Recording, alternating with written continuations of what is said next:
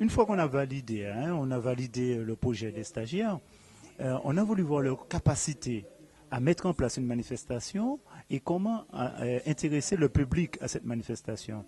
Donc nous, en tant que formateurs et encadrants, nous, on va assister ces stagiaires, voir, parce qu'il y a une notation individuelle qui va se faire, une notation individuelle, voir leur capacité à mettre en place une manifestation ayant un rapport avec la médiation, puisque c'est le titre de leur formation.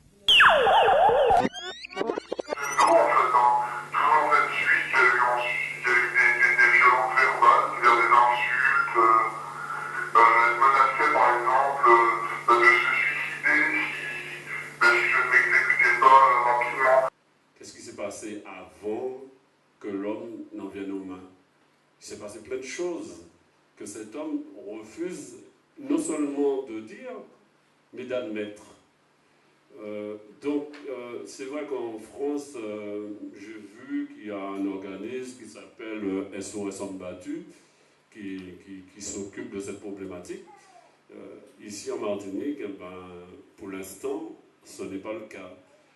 Mon sentiment personnel, c'est que dans la violence conjugale, on devait traiter de toutes les violences conjugales, c'est-à-dire aussi bien les violences faites aux femmes que les violences faites aux hommes.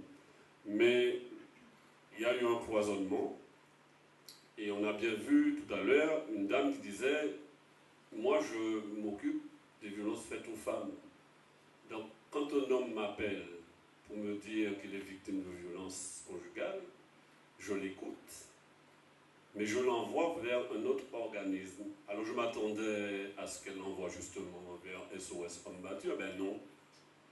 Elle dit, je l'envoie voir un psychiatre, un psychologue. Le psychiatre, le psychologue ne va pas traiter de la violence. Est-ce qu'il faut arriver à l'extrême pour avoir une réponse? C'est là la question que je me pose tous les jours. Parce que vous parlez de non-présentation d'enfants. La violence à laquelle je subis le plus, c'est la violence morale. Constatez que j'ai créé une entreprise pour mes enfants et que je ne peux même pas subvenir aux besoins de mes enfants.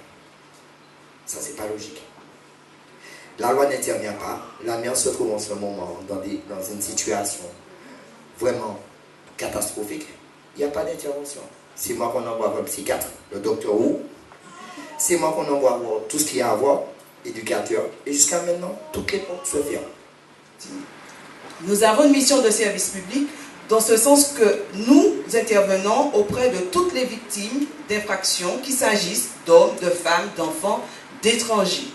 Donc à ce titre, moi je suis chargée de vous expliquer un petit peu ce que l'on fait, mais ça s'adresse aussi bien aux hommes qu'aux femmes. Parce que je crois qu'il faut aussi, c'est un thème qui est abordé est un thème important, un thème souvent tabou, dans la société machiste que nous vivons, mais surtout encourager les jeunes stagiaires qui ont monté l'opération et qui sont là aujourd'hui.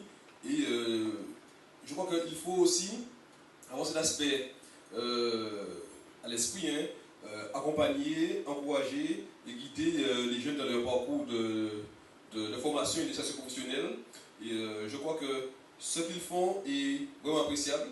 Je suis content de voir que les choses sont bien organisées, avec des intervenants de qualité qu'il faut remercier, et que je crois qu'ils se donnent les moyens de réussir. Et tous ceux qui sont là aujourd'hui, j'espère, pourront continuer à les aider, à les accompagner, et répondre à leurs attentes, à leurs sollicitations, pour qu'eux aussi s'épanouissent dans la société que nous vivons. Donc bravo à tous, et puis bon travail, parce que ce n'est qu'une étape pour suivre et aller le plus possible. Merci. Merci.